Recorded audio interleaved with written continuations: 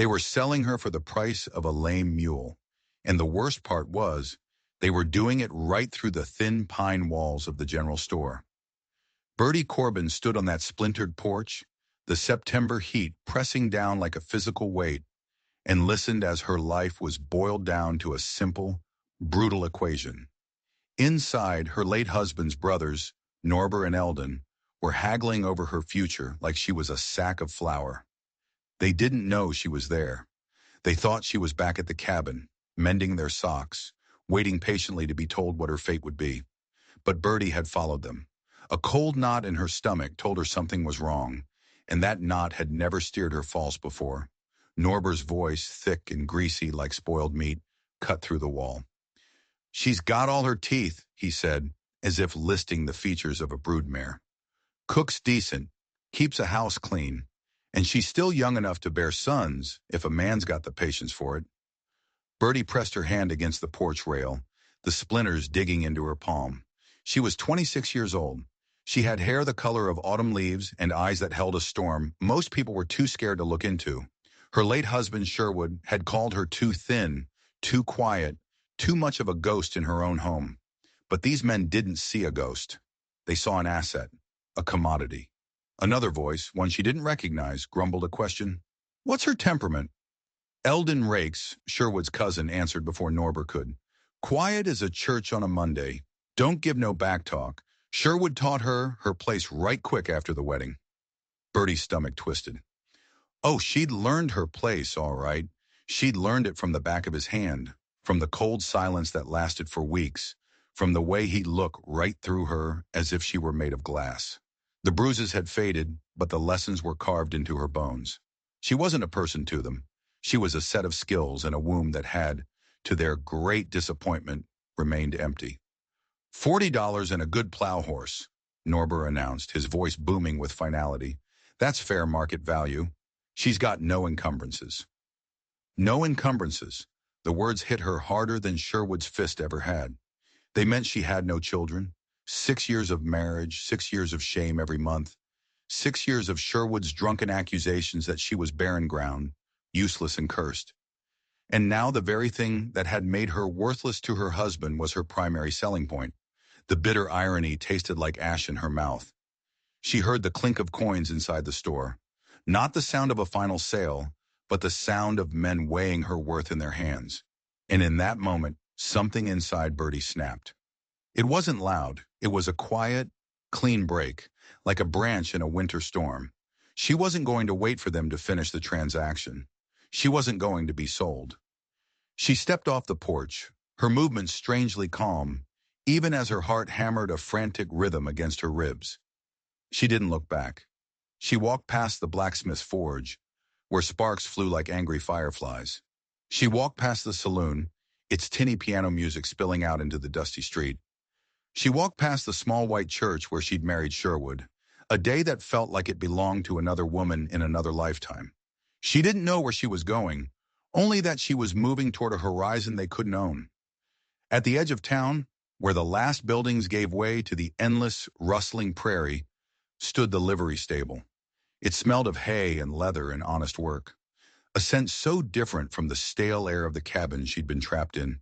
And that's where she saw him. He was standing in the wide-open doorway, a silhouette against the dying sun. He was tall, but not in a way that tried to take up space. He was lean, like a wolf, all quiet strength and hidden power. He wasn't handsome in the way the town dandies were. His face was a map of hard miles and harder decisions. Their eyes met across the dusty yard, and the strangest thing happened. He didn't look away.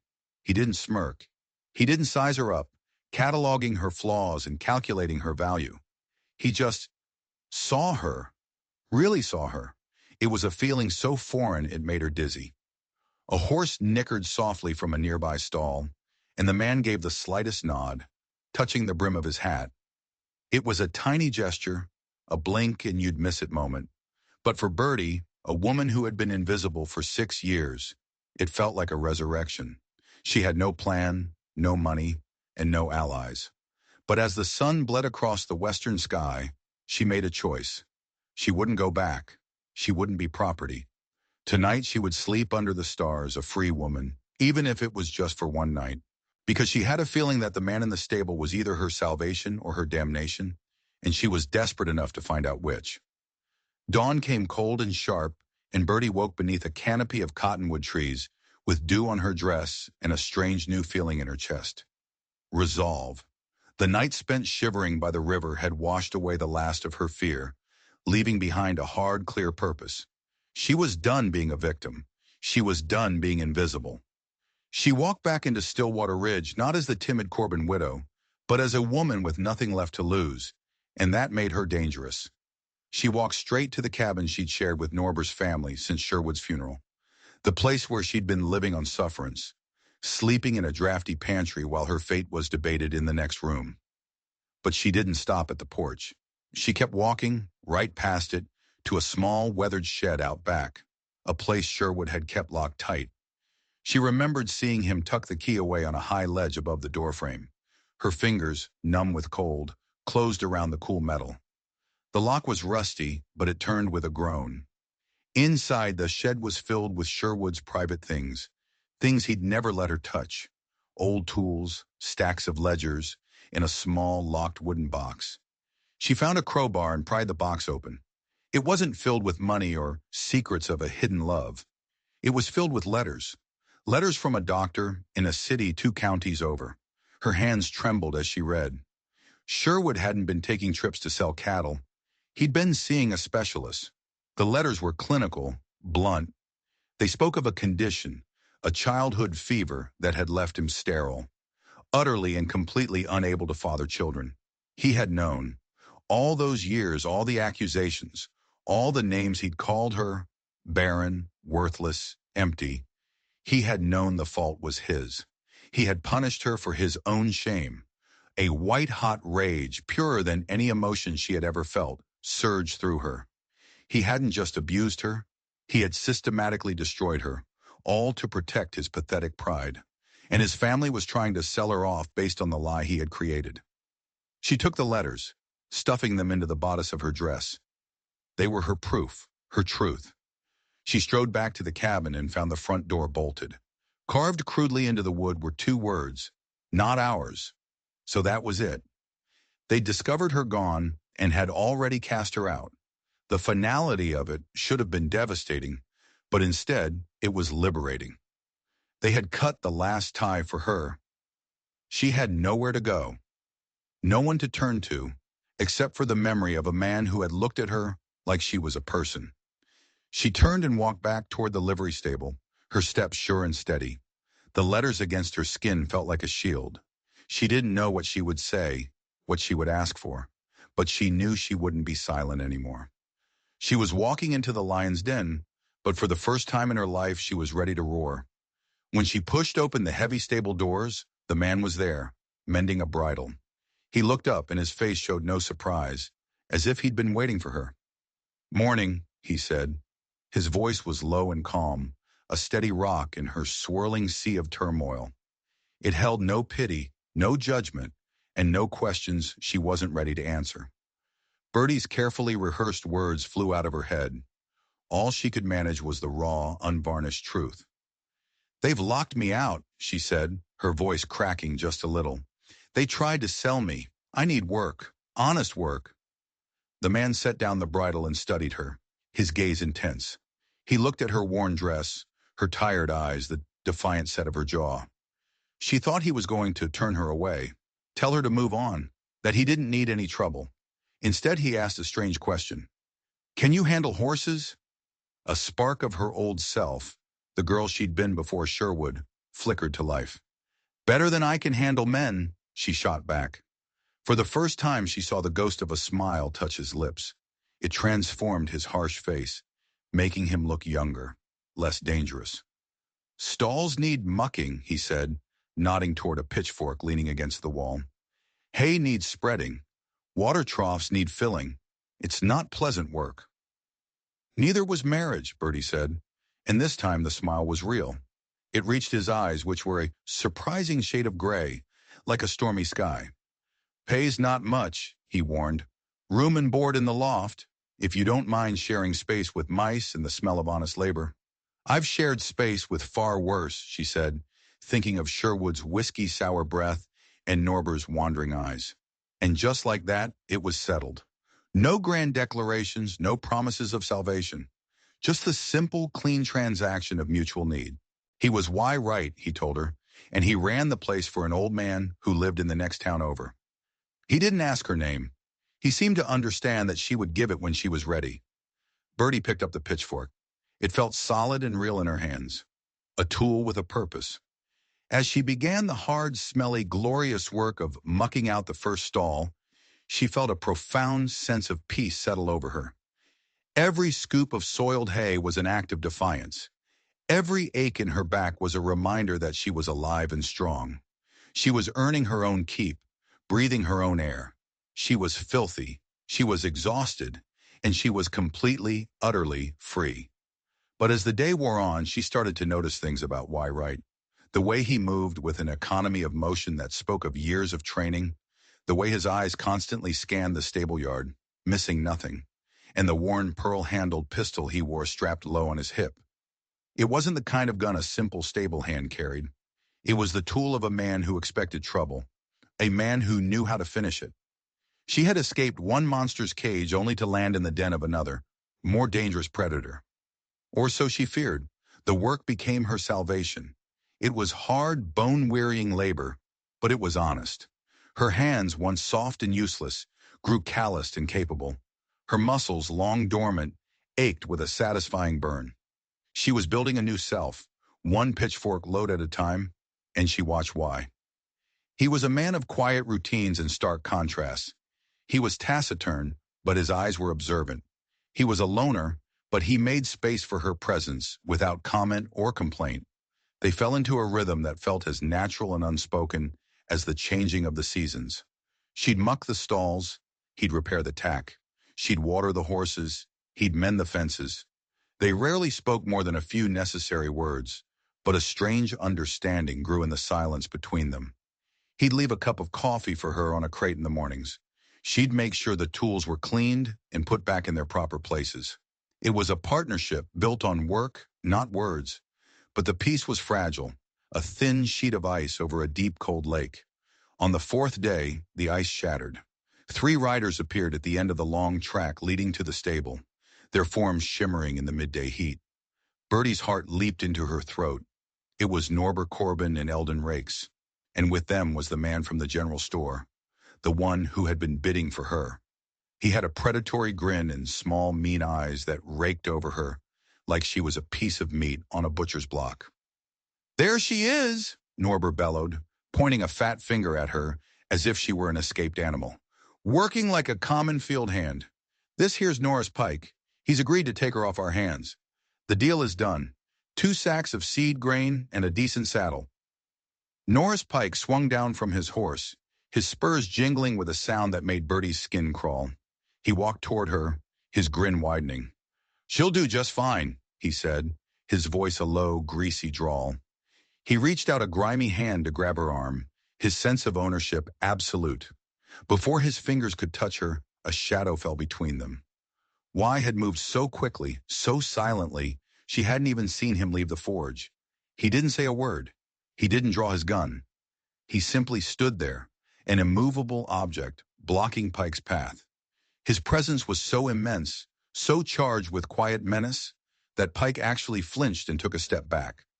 "She's not going anywhere," Y said. His voice was flat, devoid of emotion, but it carried the chilling finality of a spadeful of dirt on a coffin lid. Norbert puffed out his chest, his face turning a blotchy red. "This ain't your concern, Drifter. This is family business. She belongs to the Corbin estate." Y's gaze didn't waver. He looked straight at Norbert, and for the first time Bertie saw a flicker of something truly dangerous in his gray eyes. "She works here," Y replied, his voice still unnervingly calm. "That makes her welfare my business, and I don't think she wants to go with you." He turned his head slightly, his eyes meeting Bertie's. He didn't tell her what to do. He didn't speak for her. He simply waited. He was giving her the choice. All the fear, all the rage, all the shame of the past 6 years boiled up inside her. She looked at Norbert's greedy face, at Eldon's weak chin, at Norris Pike's leering eyes. Then she looked at Y, the silent stranger who had offered her a pitchfork instead of pity. She found her voice, and when it came out, it was as clear and cold as Riverstone. "No," she said. "I'm not going with you." Pike's face contorted in a snarl. "You ain't got a choice, girlie." He lunged for her again, but what happened next was a blur of speed and violence. Y's hand shot out, not in a punch, but in a precise, brutal strike. He didn't hit Pike's face. He hit his wrist. There was a sickening crack, and Pike screamed, cradling his hand, his face pale with shock and pain. Norber and Eldon stared, their mouths agape. They had expected a shouting match, maybe a clumsy fistfight. They were not prepared for this swift, efficient, and terrifying display of violence. "Get off this property," Y said, his voice dropping to a whisper that was somehow more frightening than a shout. "And don't come back." For a moment, nobody moved. The only sound was Pike's whimpering. Then Norber, recovering some of his bluster, spat on the ground. "This ain't over, Drifter. We'll be back. We'll bring the law. You can't just steal another man's property." They half-dragged the whimpering Norris Pike onto his horse and galloped away in a cloud of dust and impotent curses. The stable yard fell silent. Bertie stood frozen, her heart pounding. She looked at Y, who was calmly inspecting his knuckles. He hadn't just defended her. He had broken a man's bone for her. He was more than a stable hand. He was a fighter. A killer, maybe. The sanctuary she thought she'd found suddenly felt like a different kind of cage, one guarded by a wolf whose true nature she was only just beginning to see. That night she couldn't sleep. She sat in the hayloft, the letters from Sherwood's secret box clutched in her hand, and wondered if she had made a terrible mistake. The quiet man who had offered her a job was a mystery, a puzzle she couldn't solve. Why would he risk so much for a stranger? What was he hiding in this dusty, forgotten town? The sound of footsteps on the ladder made her jump. It was Y. He carried a folded blanket and a tin cup of what smelled like coffee. He didn't say anything, just set them down near her and turned to leave. "You didn't have to do that," she whispered into the darkness. "Stand up for me like that." He paused on the ladder, his back to her, a silhouette against the moonlit stable door. "Yes, I did," he said simply. His voice was soft, without the hard edge it had held earlier. "Why?" she pressed, needing to understand. He was quiet for a long moment. When he finally spoke, his words struck her with the force of a physical blow. "Because you're not property," he said. "You're a person, and a person deserves the dignity of choice." He disappeared down the ladder, leaving her alone in the loft with his words echoing in the silence. Dignity, choice. These were concepts she had forgotten even existed. In that moment she knew. She didn't care what secrets he had or what dangers he brought. She would trust this man. She had to, because he was the first person in her entire life who had seen her as something more than an object to be used, discarded, or sold. The letters in her hand suddenly felt heavier. They were the proof of her past, the truth of Sherwood's lies. But wise words. They felt like the beginning of her future, and she realized the fight wasn't over. Norber had threatened to bring the law. She had to be ready. She had to find out what other secrets Stillwater Ridge was hiding. The next few days passed in a tense, watchful quiet. Y never mentioned the confrontation, and Bertie didn't ask. They returned to their rhythm of work. But everything had changed. There was an invisible line drawn around them now, a shared secret, a silent alliance. Bertie found herself watching Y with a new intensity, trying to piece together the man from the fragments he let show.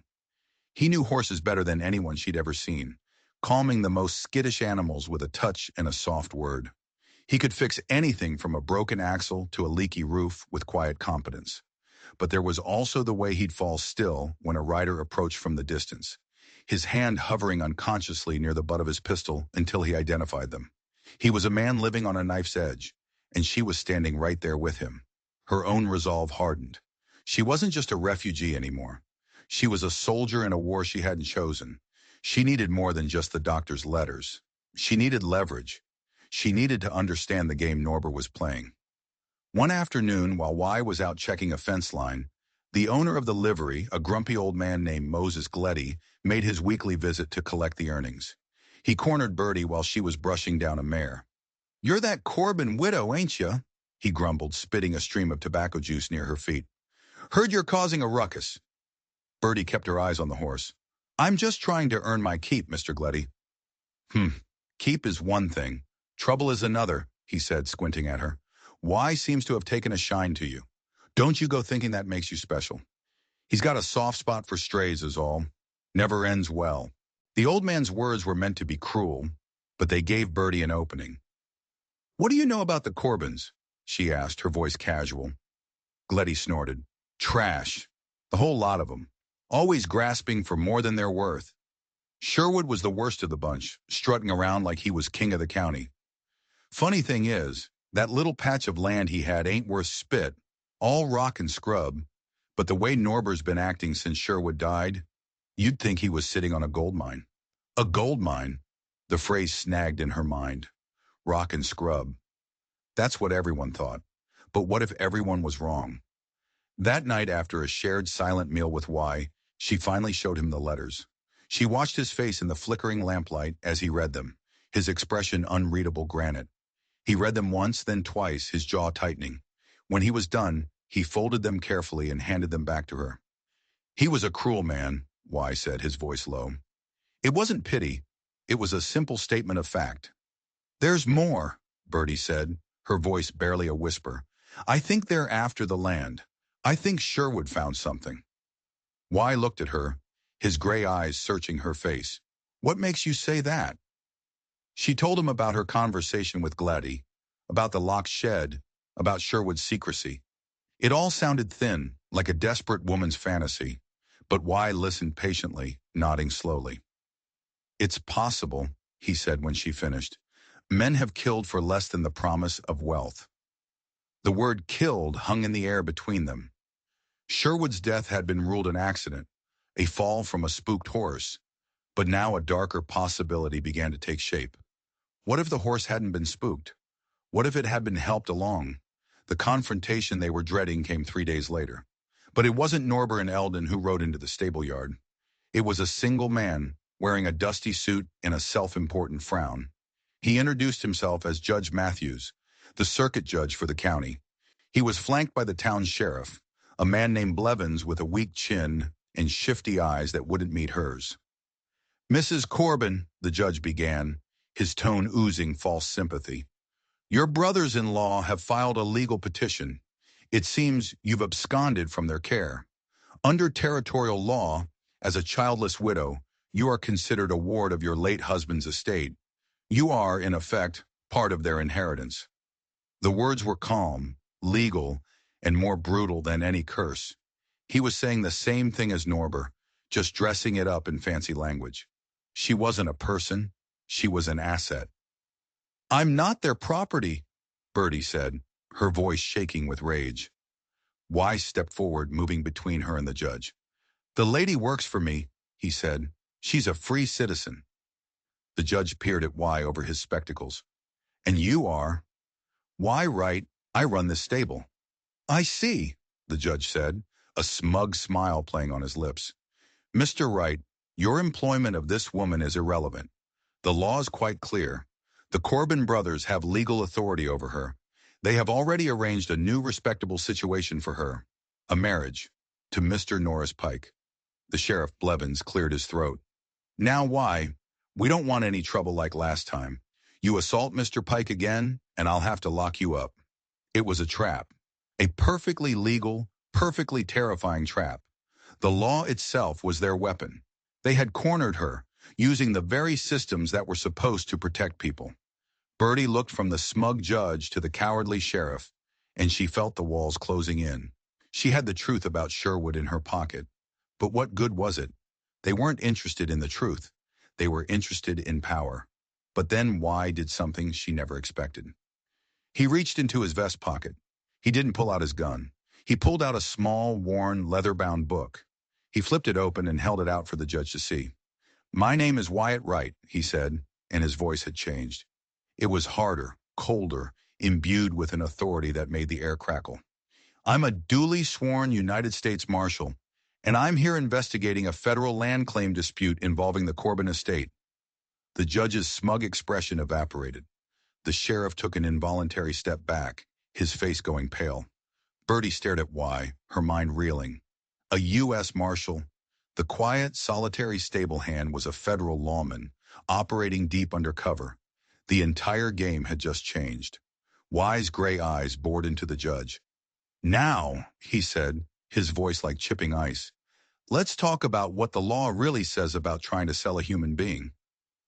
The silence in the stable yard was absolute. Judge Matthews stared at Y's credentials, his face a mask of disbelief and dawning horror. Sheriff Blevins looked like he was about to be sick. The power dynamic had not just shifted, it had been completely inverted. Marshal, the judge stammered, his voice suddenly thin and reedy, there must be some misunderstanding. The Corbin brothers assured me. The Corbin brothers are liars, Y cut him off, his voice sharp as a razor, and potentially murderers. And you, Judge, appear to be their accomplice. He snapped the leather book shut. Sherwood Corbin filed a claim with the Federal Land Office 6 months ago, a geological survey claim. He found something on that worthless patch of rock he owned, something valuable enough to get him killed. Every word was a hammer blow, dismantling the cage they had tried to build around her. Bertie's theory hadn't been a fantasy. It was real. I had no idea, the judge blustered, sweat beading on his upper lip. Y ignored him, his cold gaze shifting to Sheriff Blevins. You were aware of the assault on Mr. Pike, yet you made no arrest. Instead, you came here to enforce a document that is tantamount to a bill of sale for a human being. You've neglected your duty, Sheriff. That's a serious offense. Blevins couldn't speak. He just shook his head, his eyes wide with panic. Now here's what's going to happen, Y continued, taking command with an ease that was terrifying and thrilling to watch. You two are going to get on your horses and ride back to town. You are going to forget you ever saw me or this woman.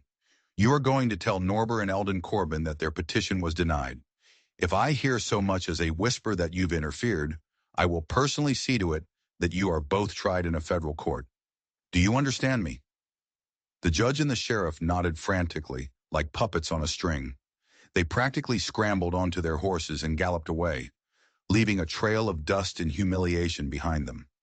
Bertie stood there breathless, the doctor's letters feeling like scorched paper against her skin.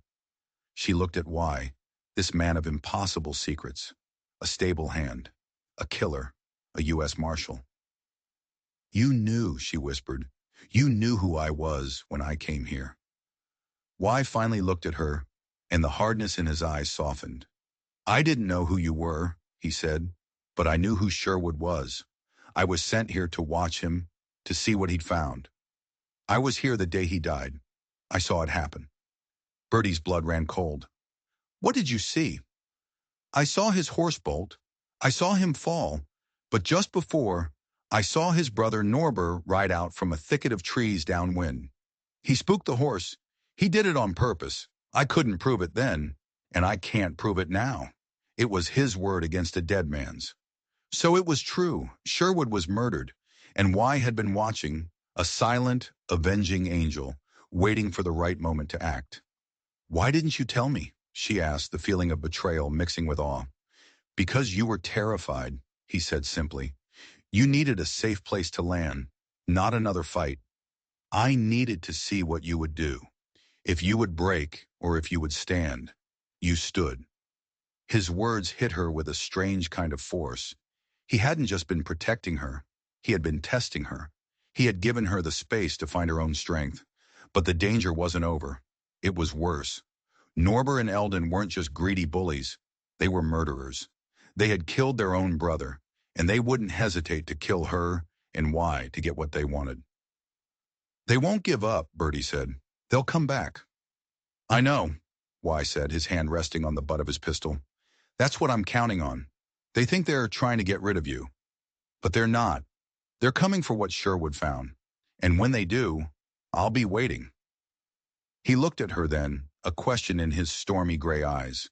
He wasn't asking her to leave.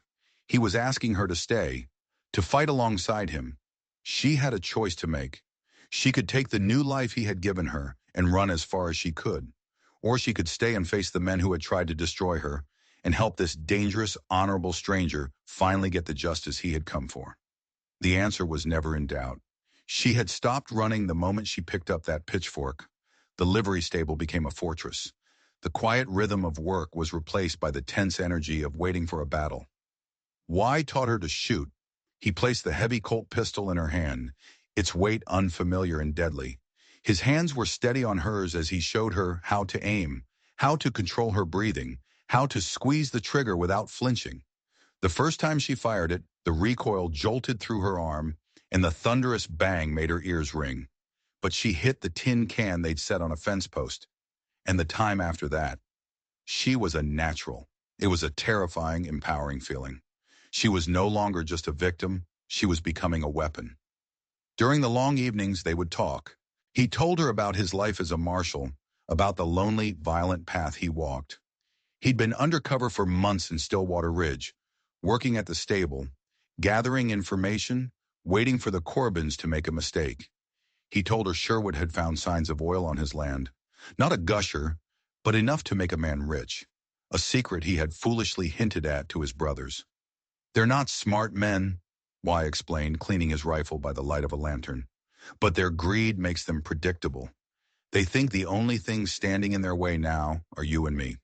A new kind of intimacy grew between them, forged in shared danger and whispered secrets. Bertie found herself admiring not just his strength, but his quiet integrity. He never once treated her like she was fragile or weak. He treated her like a partner, an equal. And she, in turn, began to see the lonely man beneath the hardened marshal's exterior.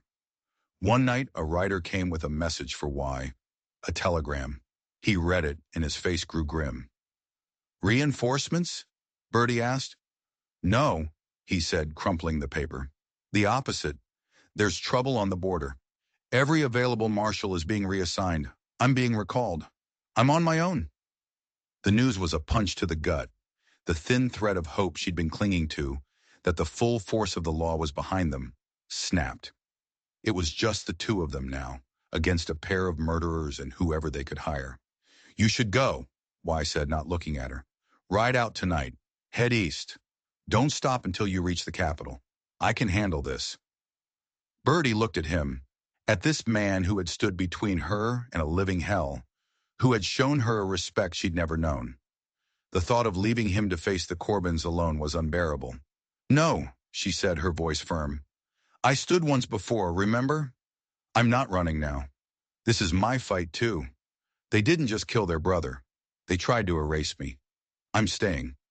A flicker of something, surprise, admiration, something more passed through his eyes. He gave a single, slow nod. "All right," he said. "But we can't just wait for them to come. We have to force their hand. We have to set a trap." Their plan was simple, desperate, and incredibly dangerous. Bertie would ride into town the next day. She would go to the land office and file a claim on Sherwood's property as his legal widow. It was a bluff. She knew the Corbins would have the judge in their pocket, but it would be a public declaration. It would send a clear message. She knew what the land was worth, and she was claiming it. It would smoke them out. It would make them reckless. The next morning, she put on her best dress, the one she'd been married in. She rode into town not as a stable hand, but as Mrs. Sherwood Corbin, a woman with a purpose. The townspeople stared as she passed, whispering behind their hands. She ignored them. She walked into the land office with her head held high, the doctor's letters and a copy of her marriage certificate in her hand. The clerk, a man with a perpetually nervous twitch, looked at her as if she were a ghost. "I'm here to file a continuance of claim on my late husband's property," she announced, her voice ringing with a confidence she didn't feel. The clerk stammered, his eyes darting toward the door. But Mrs. Corbin, your brothers-in-law—" "My brothers-in-law have no legal standing," she said, her voice like ice. "The property belongs to me." She knew Norbert and Eldon would hear about it within the hour. The trap was set. Now all they could do was wait for the wolves to come. As she rode out of town, she felt a pair of eyes on her from the alley beside the general store. It was Norris Pike. His arm was in a sling, and his face was a mask of pure hatred. The bait had been taken. The waiting was the worst part. The sun bled out of the sky, and the prairie descended into a deep velvet darkness, pricked by a million cold stars. Every rustle of the wind in the grass sounded like footsteps. Every hoot of an owl sounded like a signal. Y and Bertie didn't light a lamp. They sat in the darkness of the stable, their weapons clean and ready, their senses on high alert. Y was positioned in the hayloft, his rifle resting on a bale of hay, giving him a clear view of the yard. Bertie was below, crouched behind a water trough near the main doors, her pistol clutched in both hands. "You remember the plan?" Y's voice was a low whisper from the darkness above. "I remember," she whispered back. They weren't going to fight them in the open. They were going to use the stable, their home, as a weapon. They had rigged a tripwire near the forge and balanced a heavy barrel of axle grease on a beam above the main entryway. It wasn't a fortress, but it was their ground, and they knew every inch of it. Hours passed. The moon rose, casting long, eerie shadows across the stable yard.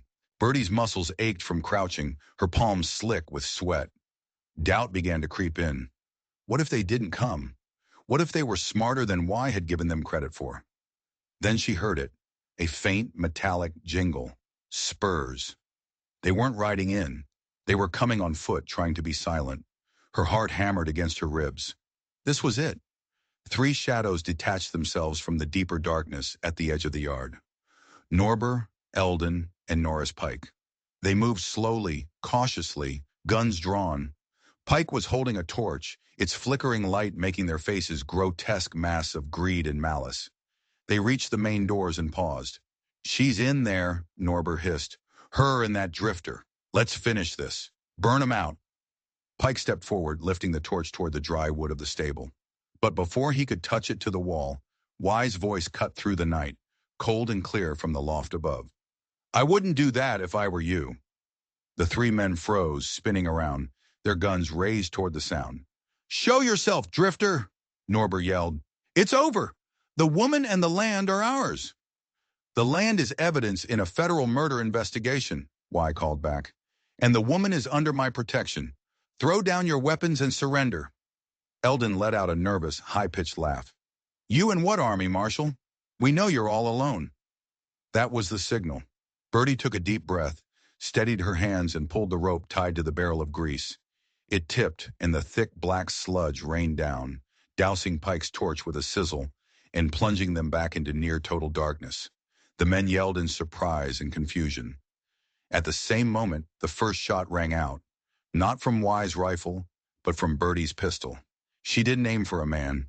She aimed for the lantern hanging by the forge. The glass shattered and burning oil spilled onto the hay-strewn floor, erupting into a wall of flame. The stable yard was instantly illuminated by a terrifying dancing light, silhouetting the 3 men perfectly. They were blinded, panicked. Y's rifle cracked from the loft and Eldon screamed, clutching his shoulder as he stumbled back. Norber fired wildly into the darkness of the stable, the bullets thudding into the wood around Bertie. She stayed low, her heart pounding, tasting the acrid smoke in her throat. This was chaos. This was death. Norris Pike, enraged, charged toward the side door, away from the flames. He was coming for her. She saw his shape moving through the smoke, a monster from a nightmare. She raised her pistol, her hands trembling. He was getting closer. She could hear his ragged breathing. She thought of Y's calm instructions.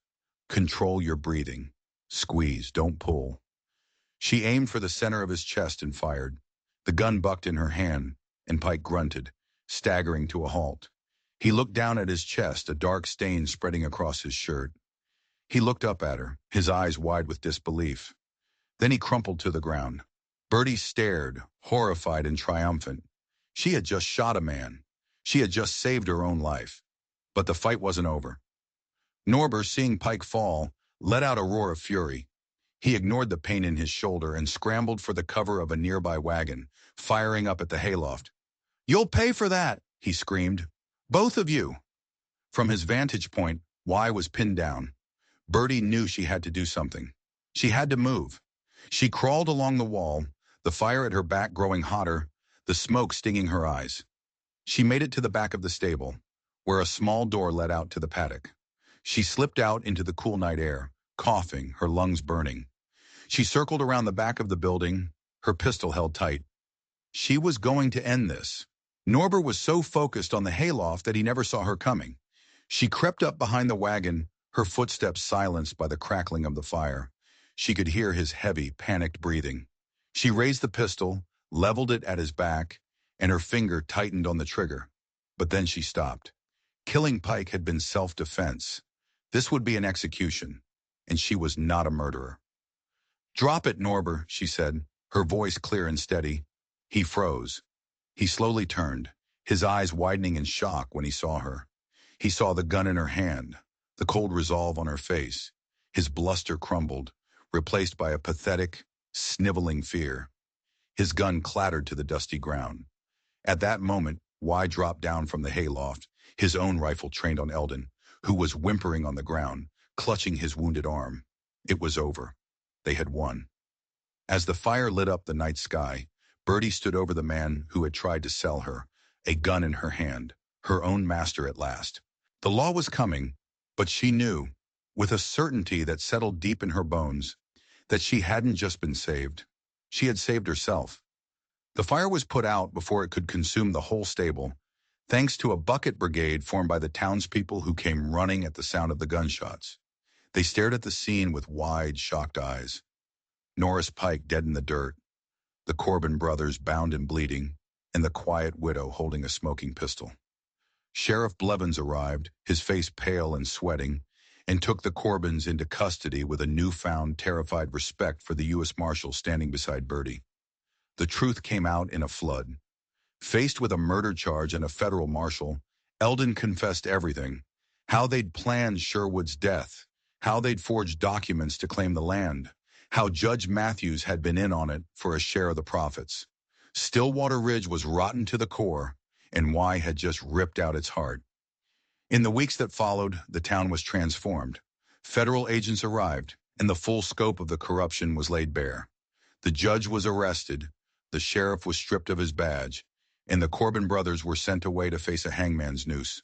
The oil on Sherwood's land turned out to be a rich deposit, and by law it now belonged to his only legal heir, his widow. Bertie was no longer just a free woman, she was a wealthy one. But the money didn't matter as much as the freedom.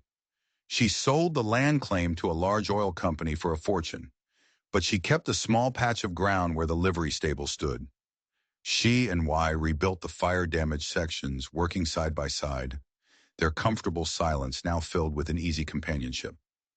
The town, chastened and ashamed, began to treat her with a profound respect. They no longer saw the meek Corbin widow. They saw Mrs. Wright, the woman who had faced down murderers and won. Children waved as she passed. The storekeeper saved the best cuts of meat for her. She had found her place, not by learning it from a man's hand, but by carving it out for herself. One evening, as they sat on the porch of the small house they had built next to the stable, Y turned to her. He was holding a small, simple gold band. It wasn't a desperate proposal in the face of a legal threat. It was a quiet question, offered between two equals. "Bertie," he said, his voice soft, "you're a free woman. You can go anywhere, do anything. But I was hoping you might choose to stay here, with me." She looked at this man who had seen her when she was invisible, who had given her a weapon and taught her how to use it, who had stood by her side and trusted her to fight her own battles. He hadn't rescued a damsel. He had armed a queen. "I've never been allowed to want things before," she said, her voice thick with emotion. "But I know what I want now." She took the ring from his hand and slipped it onto her own finger. It was a perfect fit. They were married by a new, honest judge under the same cottonwood trees where she had once slept as a terrified runaway. Her life had come full circle, from a piece of property being sold for $40 and a horse to a woman who owned her own destiny. She had been through the fire and emerged not burned, but forged into something stronger. She finally understood that Y hadn't saved her. He had simply opened the door to the cage. She was the one who had been brave enough to walk through it. Sometimes the greatest stories aren't about being rescued. They're about finding the strength you never knew you had, the courage to fight back when the world tries to tell you you're worthless. Birdie's story is a reminder that you are not defined by how others see you, but by the choices you make when you have nothing left to lose. If you were moved by Birdie's journey from property to powerhouse, do me a favor and hit that subscribe button. Every click helps these stories of resilience find the people who need to hear them the most. And drop a comment below. What was the moment you knew Birdie was going to win? Thanks for watching, and we'll see you in the next story.